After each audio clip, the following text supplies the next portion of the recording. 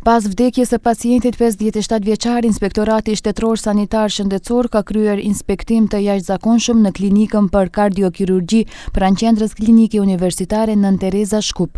Sipas raportit është konstatuar se nuk ka gabime mjekësore në lidhje me trajtimin dhe shërimin e pacientit, ndërsa në fushën e punës profesionale të punëtorëve shëndetësor inicohet formimi i komisionit për mbikëqyrje profesionale nga Ministri i Shëndetësisë.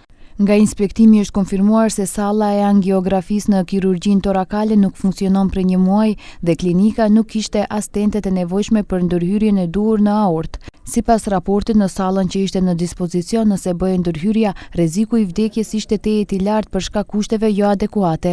Për këtë arsye, mjekët kanë rekomanduar familjes ta dërgojnë të ndjerin për operim jashtë vendit me shpenzime në barë të fundit. Familja e kishte pranuar këtë, por pacienti ka ndruar jetë me datë 9 prill, një ditë pas pranimit në spital për shkak të përkeqësimit të gjendjes.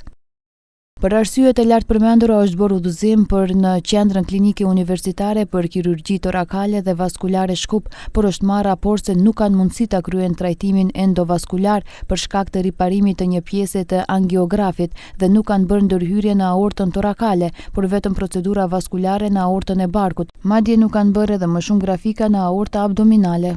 I pyetur për këtë, Ministri i Shëndetësisë Arben Taravari thotë se nuk e ka parë raportin për pacientin e ndjer, por thotë se kjo mund të na ndodhë të gjithëve. Сите сме потенцијални пациенти, на сите може да ни се случува. За среќа во Македонија имаме 3 клиники во кои што се работат вакви операции, меѓу кои и државната и 2 приватни. Така да дајте ми да го видам извештајот од ДСЗИ и одговорност секако ќе има доколку имало пропуст или грешка. Salla e operacionit, e cila aktualisht është duke u rinovuar, do të rifillojë punën pas datës 15 maj 2025. Është në proces prokurim publik për blerjen e stenteve për intervenimin tevar dhe ato do të siguroheshin gjatë periudhës kur do të fillojë funksionimi i sallës së rinovuar të operacionit, thuhet në raportin e Inspektoratit Shëndetësor.